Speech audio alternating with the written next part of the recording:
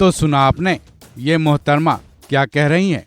क्या कह रही हैं ये तो समझ में आ ही गया होगा। अगर ठीक से नहीं सुना तो एक बार फिर सुनिए, उसके बाद हम बताएंगे कि आखिर ये पूरा माजरा क्या है। हमें गोली भी चलानी आती है और झूठे से इलेक्शन लड़ना आता है। तो क्या इनके कहने का ये मतलब है कि इलेक्शन लड़ने के लिए ये हर हथकंडे अपनाती हैं?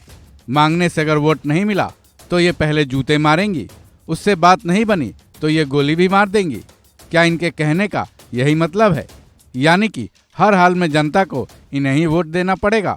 चुनावी प्रचार में जनता को इनकी तरफ से दी गई धमकी को एक बार फिर सुनिए। हमें गोली भी चलानी आती है और झूठे से इलेक्शन लड़ना आता है। अब जरा इनका परिचय भी जान लीजिए। ये मोहतरमा है तो हरियाणा के नूह जिले की, लेकिन फिलहाल ये राजस्थान विधानसभा के चुनावी मैदान में है। ये भी तो जान लीजिए कि इनको टिकट किसने दिया है। देश की सबसे बड़ी और पैसे वाली पार्टी की ये उम्मीदवार हैं। इनका नाम नौक्षम चौधरी है, जो बीजेपी की तरफ से राजस्थान के कामा विधानसभा सीट से चुनाव मैदान में उतरी हैं। हालांकि एक तो बीजेपी में पहले से ही बाहरी उम्मीदवार के रूप में इनको उतारे जाने से रोष है, लेकिन अब सोशल मीडिया पर 28 सेकंड के इस वायरल वीडियो ने आग में घी का काम कर दिया है। इनका नाम नौक्षम चौधरी तो है, इनके नाम में भी क्षमा जुड़ा हुआ है, लेकिन इनके तेवर ऐसे ही हैं जैसे कि अगर किसी ने इन्हें वोट नहीं दिया तो वोटर को वो पहले जूते से मारेंगी और उससे भी बात नहीं बनी तो गोली तक मार सकती हैं।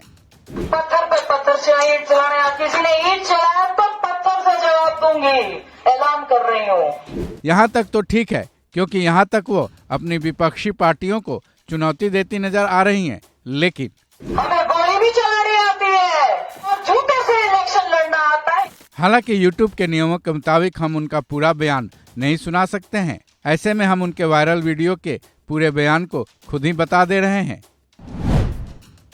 किसी ने ईंट चलाई तो पत्थर से जवाब दूंगी, ऐलान कर रही हूँ। हमें गोली भी चलानी आती है, हमें सारे काम आते हैं, हमें जूते से इलेक्शन लड़ना भी आता है। मैं ऐलान करती हूँ। ये बात कितनी सही है और कितनी गलत, इसका फैसला तो आप ही कीजिए।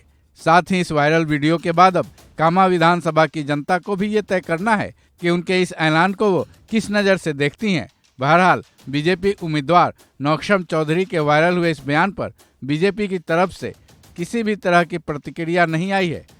साथ ही ऐसी भी कोई खबर कहीं से नज़र नहीं आई है कि कम से कम अंदर खाने में ही उन्हें बीजेपी आला कमान की तरफ से फटकार लगी हो। वैसे भी बीजेपी में इस बात की आज़ादी तो दिखती है कि कुछ भी कर दो, कुछ भी बोल दो, उसमें सारी हदें भी पार कर जाओ, लेकिन बीजेपी के आला कमानों की तरफ से सजा तो दूर की बात है, प्रतिक्रिया तक नहीं आती है। बृजभूषण सिंह और रमेश बिधूड़ी से बड़ा उदाहरण और क्या होगा। फिर ये तो नौक्षम चौधरी हैं, इनके नाम में ही क्षमा है, तो बीजेपी ने इन्हें शायद क्षमा तो कर ही दिया होगा।